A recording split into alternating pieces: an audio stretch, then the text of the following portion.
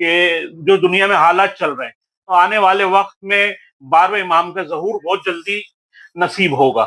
لیکن ان معاشی حالات بھی لوگوں کو بتاتا جاؤں، کیونکہ ٹائم ہمارے پاس بہت کم ہے، اور ہمارے جو روزے دار مسلمان اپنے دسترخوانوں پہ بیٹھے ہوں گے جو ہمیں سن رہے ہیں، تو الحمدللہ اللہ تعالیٰ ان پاک ہستیوں کے صدقے میں ان کے روزے بھی قبول فرمائے.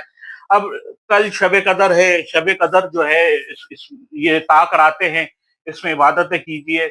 اس میں خوب جو لوگ، میں نے جس طرح ابتدائی سورہ پڑھی انا انزلناہ فی لیلۃ القدر، تو سورہ قدر کی خوب تلاوت کریں، کم سے کم 70 مرتبہ. اگر کسی کا کوئی مسئلہ ہے، کوئی حاجت پوری کروانی ہے، اللہ کی بارگاہ میں اپنے آپ کو مقبول کرنا ہے، تو 70 مرتبہ اس رات کو اعمال کے اندر اپنے یہ پڑھیں، سورہ قدر کی تلاوت کریں، نمازیں پڑھیں، نوافل پڑھیں، اور جن کی قضاء عمری رہ گئی ہے وہ قضاء عمری پڑھیں.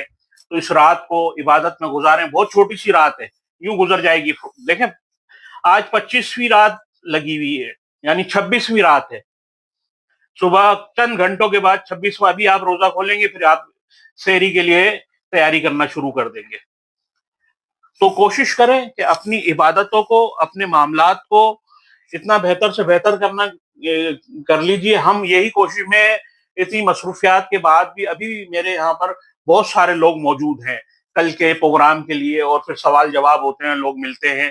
لیکن میں نے اس لیے ٹائم نکالتا ہوں کہ میری کوشش و کاوش سے دین کی باتیں جہاں تک پہنچے، میرا کام ہے پہنچانا. کیونکہ انسان کی زندگی 60-70 سال، کوئی زندگی کا کوئی بھروسہ نہیں ہے. انسان کب اس دنیا فانی سے کوچ فرما جائے. تو اچھے عمل اور اچھے دائرے میں رہ کر انسان دین کی خدمت کرتا رہے، اور اسی طرح دنیا سے رخصت ہو جائے. تو ہمارے سامعین کو اصل ساری یہ بات، ان کے تذکرے کرنے کا مقصد ہی ہوتا ہے، ان پاک ہستیوں کا ذکر کرنے. ذکر تو بہت سارے ان کے کر سکتے ہیں، وقت نہیں، ہمارا وقت محدود ہے، تو ہم سب چیزوں کو ساتھ لے کر چلتے ہیں تاکہ آپ لوگوں تک ایک پیغام پہنچ جائے. تو ہمیں سب سے پہلے تو قرآن کی تعلیمات کو مد نظر رکھنا ہے. نمازوں کو اسی طریقے سے 40 روز آپ، 30 روز تو آپ پڑھ ہی رہے ہیں، 10 دن آپ اور ایڈ کر لیں گے. جب 40 روز نماز پڑھیں گے تو آپ پکے نمازی ہو جائیں گے انشاءاللہ. تو اپنی اچھی نیت کریں، اپنے دسترخوان پہ بیٹھ کر. اللہ تعالیٰ، یہ قبولیت کا وقت ہے، اس وقت اللہ تعالیٰ سب کی دعاؤں کو قبول فرماتا ہے. کہ روزے کی حالت میں جب انسان بیٹھا ہوتا ہے اور اللہ سے دعائیں کر رہا ہوتا ہے، تو اللہ تعالیٰ اس کی مشکلات کو آسان فرماتا ہے، اس کی پریشانیوں کو دور فرماتا ہے، اس کے رزق میں برکت عطا فرماتا ہے. اور جس طرح میں فرماتا ہوں آپ لوگوں کو ہمیشہ ہی، کہ اپنی نماز، روزے، حج، زکوٰۃ، جو بھی آپ نیک عمل کرتے ہیں اللہ کی رضا کے لیے کریں. اپنے سے کمزور کی مدد کیجیے. آگے مشکل وقت آنے والا ہے، دنیا کے ہر کونے میں مشکل وقت آنا ہے. اپنے اخراجات کو کم کریں، اعتدال میں زندگی گزاریں. یہ نہ کہ غفلت میں اپنی زندگی گزار دیں. آپ دسترخوانوں میں بیٹھے ہوئے اپنی عبادت میں جو مشغول ہے، تو عالم اسلام کے لیے دعا کریں، انسانیت کے لیے دعا کریں، اپنے گھر والوں کے لیے دعا کریں، بیماروں کے لیے دعا کریں. اور یہ سارے لجپال ہیں. حضرت سیدہ فاطمہ الزہرا سلام اللہ علیہا کے لال ہیں. ان کے جو ہم نے تذکرے کرے ہیں، مختصر کیے بھلے، لیکن ذکر تو کیا نا. ذکر میں تو آ گئے نا، ہم سب شامل تو ہو گئے. اللہ دیکھ رہا ہے ہماری نیتوں کو کہ ہم ذکر کی ہستی کا کر رہے ہیں. ہم کسی غافل لوگوں میں سے نہیں ہیں، ہم غافل نہیں ہیں. اللہ تعالیٰ ہمیں اپنی بارگاہ میں مقبول فرمائے.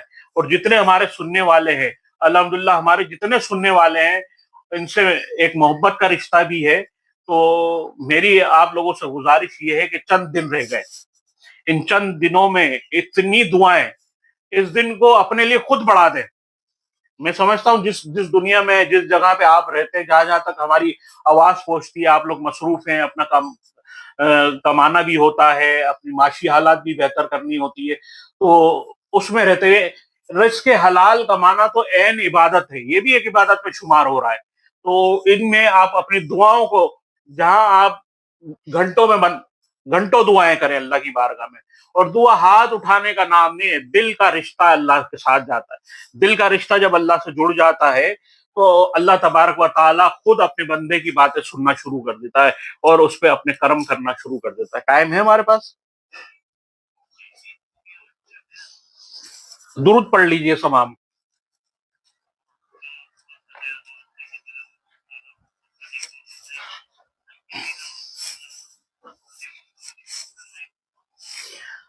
اسی طرح ایک آخری بات کر کے، ایک بزرگان دین تھے، تو وہ ایک بزرگان دین تھے، ان کا ایک تذکرہ کہ وہ اہل بیت سید زادے تھے. تو جب انہوں نے اس راہ میں، رائے سلوک فقیری کی راہ میں قدم رکھا، تو انہوں نے دیکھا کہ جس جگہ پر خانقاہ تھی ان کی، تو وہاں پر کچھ درویش آتے ہیں اور وہ لوگوں کے گھر پر جاتے ہیں اور جھولی اٹھا کر آٹا جو ہے وہ لوگ ان کو آٹا دیتے تھے تھوڑا تھوڑا. اس سارے جب درویش اپنا آٹا جو ہے اس خانقاہ میں جا کر اس کو گونتے ہیں، اس کی روٹیاں بناتے ہیں اور غریبوں میں تقسیم کرتے ہیں.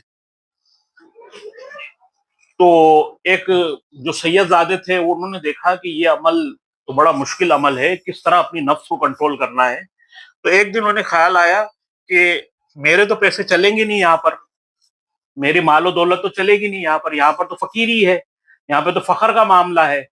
تو انہوں نے کہا کہ چلو باہر نکلے کہ میں بھی مانگتا ہوں. تو ان کی ہمت نہیں ہوئی. پھر واپس گھر میں آ کر بیٹھ گئے. پھر تھوڑی دیر کے بعد نکلے تو پھر ان سے یہ نہیں ہوا. پھر انہوں نے جو ہے نا کوشش کی، جھولی اٹھائی اور اپنی بیگم سے کہا کہ اللہ کے نام پہ مجھے کچھ آٹا دے دو. تو ان کی بیگم نے بڑی غور سے انہیں دیکھا کہ یہ کیا کہہ رہے ہیں. انہوں نے ایک بک اٹھائی یا جو بھی ان کے پاس برتن تھا اس سے اٹھا کر آٹا ان کی جھولی اٹھائی ہوئی تھی، جھولی میں ڈال دیا. تو آٹا جھولی میں ڈال دیا تو اتنے میں ان کی بچی دیکھ رہی تھی کہ یہ میرا باپ والد صاحب کیا کر رہے ہیں. اب سیدوں کا خون دیکھے نا کیسے جوش مارتا ہے. تو بیٹی نے بھی اٹھایا اور ایک ٹماٹر اس میں ڈال دیا. تو وہ اپنی خانقاہ کی طرف گئے اور وہ آٹا لے کر جھولی میں. تو وہاں پر جو بڑے درویشوں کے جو بڑے تھے، ولی کامل جہاں وہاں موجود تھے، وہ خود بھی اسی طریقے سے آٹا جمع کر روٹیاں بنا کر غریبوں میں تقسیم کیا کرتے تھے. تو انہوں نے کہا کہ بخشا ہوا آ گیا، بخشا ہوا آ گیا. دیکھیں اللہ والوں کی نگاہ کیسی ہوتی ہے. تو بخشا ہوا آ گیا، بخشا ہوا آ گیا، بخشا ہوا آ گیا. اللہ کی رحمت والا آ گیا، اللہ کی رحمت والا آ گیا. ویسے بھی وہ سید زادے تھے، وہ بھی سید زادے تھے. تو بتانا مقصد یہ ہے کہ غریبوں میں تقسیم کرنے کا کس طرح کے انداز جو ہے فقیروں نے متعارف کرائے. خود مانگ کے لا رہے ہیں، اپنی نفس کو مار رہے ہیں، عاجزی اختیار کر رہے ہیں اور بانٹ وہ غریبوں میں رہے. تو امام حسن مجتبیٰ علیہ السلام کا دسترخوان مدینہ شریف میں بڑا مشہور تھا. آخری جملے اور آخری بات یہی ہے کہ امام حسن مجتبیٰ علیہ السلام کا دسترخوان بہت بڑا اور بہت وسیع تھا کہ ایک شخص جو ہے وہ کہیں دور سے آ رہا تھا سفر کر کے، تو دیکھا کہ ایک شخص جو کھیتوں میں کام کر رہا ہے، تو اس سے کہا کہ میں مسافر ہوں، مجھے روٹی مل سکتی ہے. تو انہوں نے کہا کہ بزرگ نے کہا کہ درخت میں رومال میں بندھی ہوئی لے لو. جب اس نے روٹی کھولی تو اتنی سخت کہ اس سے ٹوٹی نہیں. تو امام جب پوچھا کہ اتنی سخت روٹی کھاتا تو بولا میں تو اتنی سخت روٹی کھاتا ہوں. تو آپ ایسا کریں، یہاں سے سیدھا چلے جائیں، مسجد نبوی ہے، وہاں پر آپ کو دسترخوان پہ مل جائے گا. تو آپ گئے تو دیکھا کہ وہاں پر لوگ بیٹھے ہوئے کھانا کھا رہے ہیں، گرم گرم روٹیاں ہیں، گرم گرم بکرے کا گوشت ان کو رکھ کر دیا گیا. تو اس کے دل میں خیال آیا کہ وہ جو کھیتوں میں کام کر رہا ہے، اتنی سخت روٹی اور وہ کھائے گا کیسے، اس کے لیے بھی رکھ لیتا. وہ کھاتا بھی گیا اور اپنے ساتھ تھوڑا تھوڑا جمع بھی کرتا رہا کہ میں اس شخص کو لے جا کے دوں گا. تو اتنے میں دیکھتا ہے کہ مسجد نبوی میں وہی شخص وضو کر رہا ہے.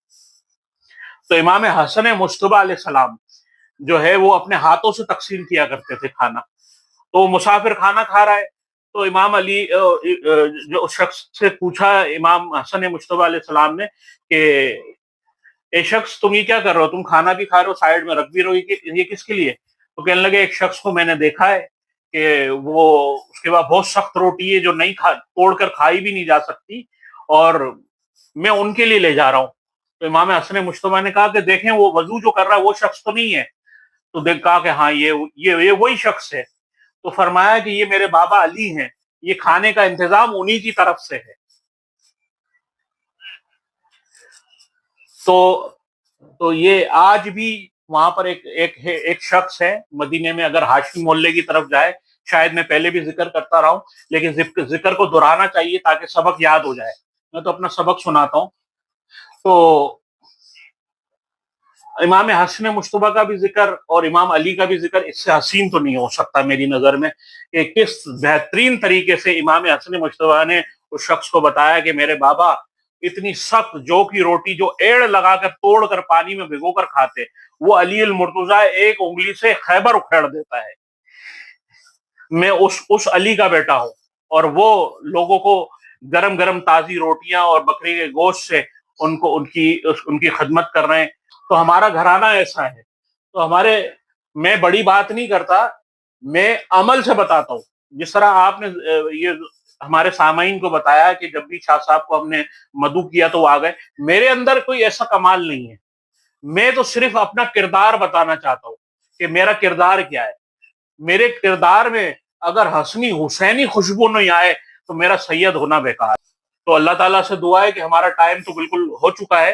अल्लाह ताला से दुआ है कि जो लोग इफ्तार के इंतजार में बैठे हुए रोजा इफ्तार करने के लिए, अल्लाह ताला इनके रोजों को अपनी बारगाह में कबूल फरमा ले। हमारे मुनव्वर भाई को सेहत सलामती अता फरमाए, रेडियो इखलास को दिन दुगनी रात चुगनी तरक्कियां नसीब फरमाए, और इसकी जो भी टेक्निकल प्रॉब्लम है अल्लाह ताला गैबी मदद से इसकी दूर फरमाए। और जो हमारे मैनेजर साहब हैं, अल्लाह ताला इनको भी सेहत सलामती अता फरमाए। हम वक्त हमारे लिए जो है ट्रांसमिशन को ये मुहैया करते हैं और आप लोगों के लिए मुहैया करते हैं। तो आमीन, आमीन बिजाय नबील अमीन सल्लल्लाहु ताला अलैहि वसल्लम।